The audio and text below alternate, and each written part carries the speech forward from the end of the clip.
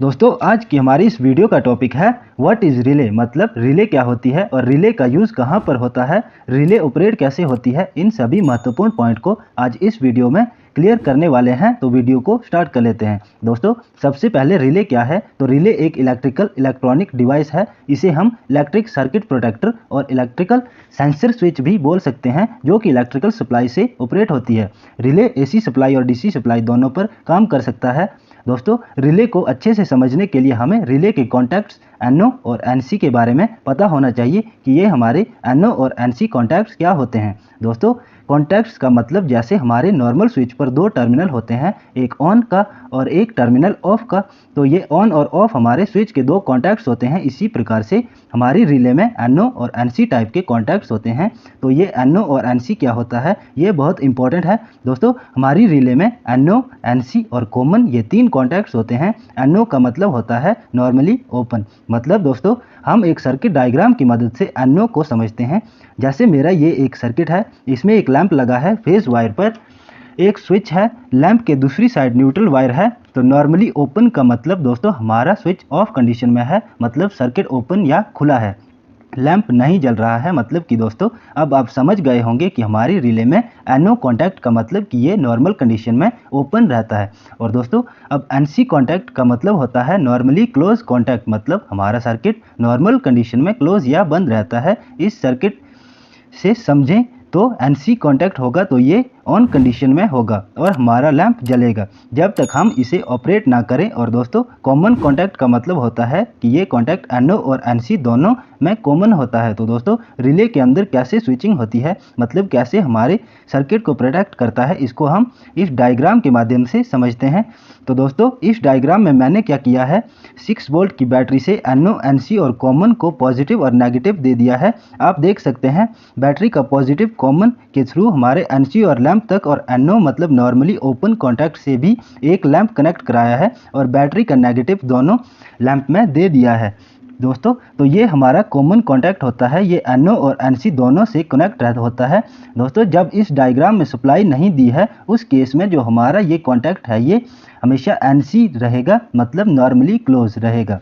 तो यहाँ पर आप देख सकते हैं बैटरी का नेगेटिव सीधा लैंप में दिया गया है और हमारा पॉजिटिव कॉमन पॉइंट से सीधा NC कॉन्टैक्ट के जरिए सीधा लैंप तक पहुँच जाएगा। जब आपका रिले ऑपरेट नहीं है तब, मतलब जब रिले में सप्लाई हमने नहीं दी है। दोस्तों आपको पता है कि हमारी रिले के अंदर एक कॉइल होती है जो रिले के कॉमन कॉन्टैक्ट को मूव कराने का काम करती है। हमारी कॉइल AC और DC किसी भी प्रकार की हो सकती है, तो ये आपके ऊपर डिपेंड करता है कि आपको कौन सी रिले में किस काम के लिए रिले का यूज़ करना है। तो दोस्तों अब हम क्या करते हैं कि इस कॉइल को सप्लाई देते हैं, सप्लाई 220 वोल्ट AC या फिर 6 वोल्ट 12 वोल्ट जो भी इस कॉइल की कैपेसिटी है। इस कॉइल की तो कॉइल में EMF पैदा हुआ और हमारा कॉमन पॉइंट नीचे NO कॉन्टैक्ट पर टच हो गया, मतलब ये हमारा कॉन्टैक्ट NC से NO पर आ गया। तो यहाँ पर स्विचिंग हुई, तो हमारी रिले का काम ही NO से NC पर या फिर NC से NO पर हमारे सर्किट को स्विच कराना होता है। दोस्तों वीडियो अच्छी लगे तो वीडियो को एक लाइक और इलेक्ट्रिकल स्टडीज़ के लिए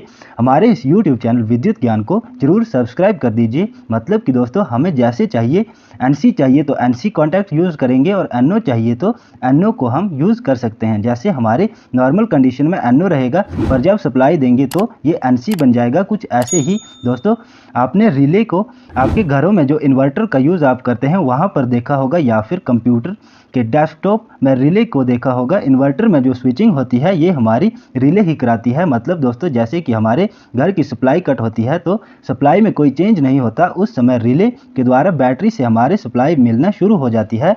तो दोस्तों अब यहाँ पर हम डायग्राम के माध्यम से समझते हैं कि हमें हमारी रिले को 220 वोल्ट AC सप्लाई से कनेक्ट कराना है। दोस्तों आपको पता होना चाहिए कि हमारा जो कॉमन कॉन्टैक्ट होता है इसका हमारा NO और NC आउटपुट कॉन्टैक्ट से कोई लिंक नहीं रहता है। हमारे कॉमन कॉन्टैक्ट को ऑपरेट कराने के लिए हम बैटरी सप्लाई का यूज़ करते हैं। तो दोस्तों यहाँ हमें 220 वोल्ट सप्लाई से कॉन्टैक्ट को ऑपरेट कराना है, तो हम यहाँ पर कॉमन टर्मिनल पर फेस दे देते हैं और न्यूट्रल डायरेक्ट दे देते हैं। तो ये आपको पता चल चुका है। NC के माध्यम से हमारा लैंप 1 में चली जाएगी और अगर हमें लैंप 2 को ऑपरेट कराना है तो रिले की कॉइल को हम 12 वोल्ट या 24 वोल्ट या 220 वोल्ट सप्लाई देंगे तो यहाँ पर कॉमन पॉइंट ऑपरेट होगा और NO के थ्रू लैंप 2 हमारा जलने लगेगा। तो यहाँ पर हमारा NO कॉन्टैक्ट NC बन जाएगा और NC कॉन्टैक्ट NO बन जाएगा।